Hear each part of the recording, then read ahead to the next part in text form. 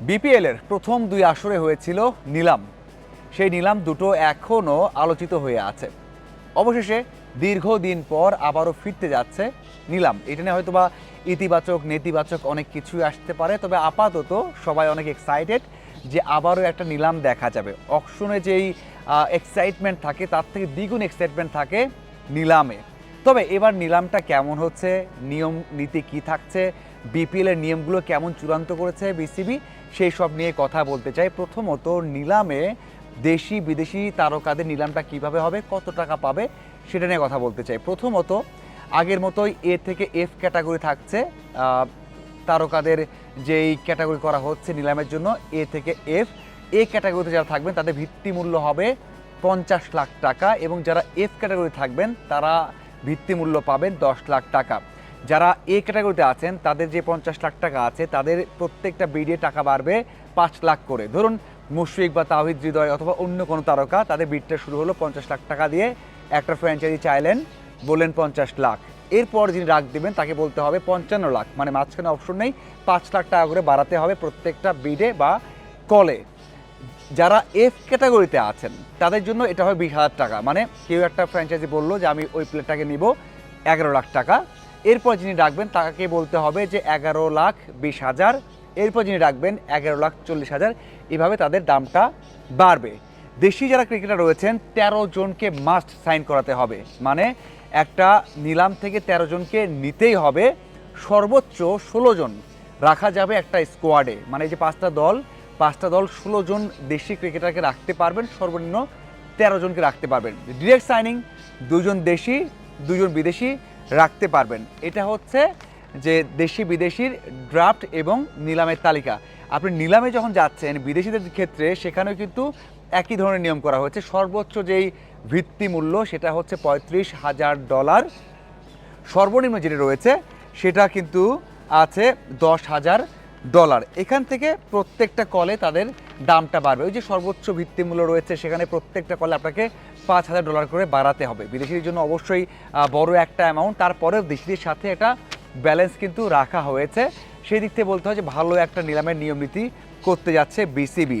Total member, মানে একটা দলের টোটাল মেম্বার রাখতে পারবে 22 জন, মানে কোচিং স্টাফ, ক্রিকেটার সব কিছু মিলিয়ে 22 জন কোচিং স্টাফ এবং ক্রিকেটার একটা টিমে রাখতে পারবে। আপনি 12 জন কোচিং স্টাফ থাকতে পারবে একটা দলে, এবং ম্যাচ যেতে একটা নিয়ম করে দেওয়া হচ্ছে যে কতজন মাঠে যেতে পারবে। দেখুন, ম্যাচ যেতে 4 ঘন্টা আগে বিসিবির কাছে ইমেল করে জানাতে হবে 15 মেম্বার, মানে কোন 15 জন মাঠে যাবেন তাদের নাম ইমেল করেই পাঠাতে হবে। এছাড়া বাকিরা কিন্তু ওই যে 22 জন বললাম, বাকিরা কোচিং স্টাফ, অ্যানালিস্ট অথবা বল বয় সব কিছু মিলিয়ে 22 জন আপনি স্কোয়াডে রাখতে পারবেন। সেটা অবশ্যই ম্যাচের 4 ঘন্টা আগে বিসিবির কাছে ইমেল করে জানাতে হবে। এখন আসা যাক সবচেয়ে ইম্পর্টেন্ট বিষয়, সেটা হচ্ছে পেমেন্টটা কিভাবে হবে। পেমেন্টটা তো সবসময় ঝামেলা করে, আগে পেছনে মাঝখানে কখন পেমেন্টটা দেবে সেসব বোঝা যায় না। এবারও নিয়ম করে দেওয়া হয়েছে, একেবারে কড়া নিয়ম।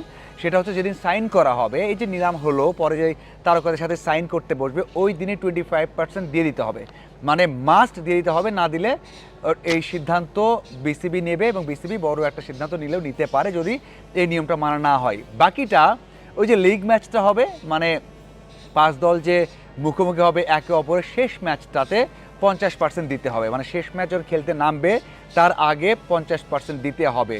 বাকি যে 25% থাকে, মানে 25, 50, 75 গেল, বাকি যে 25% থাকে সেটা দিতে হবে ওই যে লাস্ট ম্যাচটা, টুর্নামেন্টের শেষ ম্যাচটা, ফাইনালের পর 30 দিনের মধ্যেই ওই টাকাটা দিতে হবে। এর আগেও নিয়ম ছিল কিন্তু সেটা সেভাবে ফলো করা হয়নি, অনেকে এখনও দেয়নি, এখনও আলোচনা হয়, কিন্তু এই নিয়মটা ফলো করতে হবে। মেম্বার গেল, পেমেন্ট গেল, ড্রাফট গেল, কিভাবে স্কোয়াড দিয়ে হবে, কিভাবে ইমেল করা হবে, সেই সবও কিন্তু বলা হয়েছে নতুন নিয়ম নীতিতে। আরেকটা নিয়ম আছে, সেটা হচ্ছে এখান থেকে নেক্সট ইয়ার যখন যাবে বিপিএলটা তখন রিটেনশনটা কী হবে। তখনও এবারে যেটা করা হয়েছে যে 2 জন 4 জন, 2 জন দেশি 2 জন বিদেশিকে রিটেইন করা যাবে, সেই কাজটা কিন্তু এবারও করা হচ্ছে। এই হচ্ছে মোটামুটি নিয়ম কানুন, এবং এক্সাইটমেন্ট অপেক্ষা করছে বিপিএলের ড্রাফট।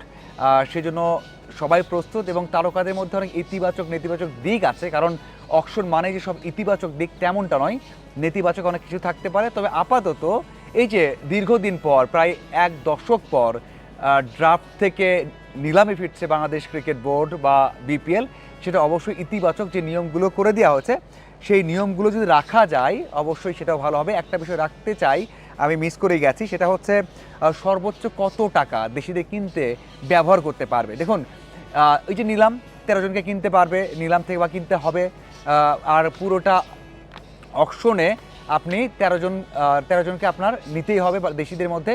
সেখানে বলা হয়েছে আপনি 4,50,00,000 টাকা দেশিদের জন্য খরচ করতে পারবেন, মানে সর্বোচ্চ আপনি 16 জন দেশি রাখতে পারবেন, নিলাম থেকে নিতে পারবেন 13 জন, এটা হচ্ছে নিয়ম। এবং এই যে দেশিরা নিচ্ছেন সেখানে আপনার খরচ করতে পারবেন 4,50,000 4,50,00,000 টাকা।